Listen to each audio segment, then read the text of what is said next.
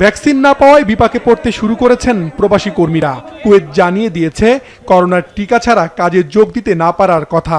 এতে আটকে গেছে কয়েক হাজার কুয়েত প্রবাসীর কাজে ফেরা। আজ তারা বিক্ষোভ করেন প্রবাসী কল্যাণ মন্ত্রণালয়ের সামনে। ভিসার মেয়াদ 3 মাস আছে, 3 মাসের মধ্যে যদি ভ্যাকসিন না পাই আমরা কুয়েত যাইতে পারবো না। সরকার যে কুয়েতের কানুন করছে এই ভ্যাকসিন দিয়া তারপরে কুয়েতে প্রবেশ করতে হবে। যে আমাদের এনআইডি কার্ড নাই, তার জন্য আমরা ভ্যাকসিন দিতে পারছি না, অনলাইনেও আমাদের রেজিস্ট্রেশন করতে পারতেছি না। মন্ত্রণালয় জানিয়েছে বর্তমানে যেসব ভ্যাকসিন মজুদ আছে প্রথমে সেখান থেকে টিকা পাবেন প্রবাসীরা। হেলথ মিনিস্ট্রিকে বলেছি কি আপনারা চেষ্টা করেন যে যত তাড়াতাড়ি হয় আপনারা ওই জনসন যেটা আছে, যেটা এক টিকা লাগে সেটার একটা ব্যবস্থা গ্রহণ করেন। প্রয়োজনে যদি খরচ যদি আমাদের মন্ত্রণালয় থেকে দিতে হয় আমরা সেটাও দিতে রাজি আছি। বর্তমানে যে ফাইজারের যে কিছু টিকা আছে সেখান থেকে আমাদের প্রবাসীদের জন্য কিছু টিকা বরাদ্দ করা যায় কিনা এটা তারা খুব অ্যাক্টিভলি বিবেচনা করছে।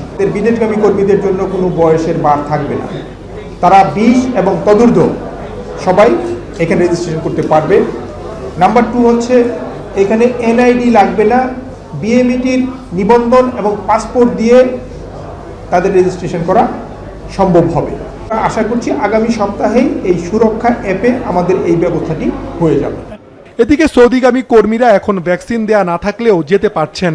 এক্ষেত্রে তাদের থাকতে হচ্ছে হোটেলে কোয়ারেন্টিনে। এতে বাড়তি খরচ হচ্ছে 70 থেকে 80 হাজার টাকা।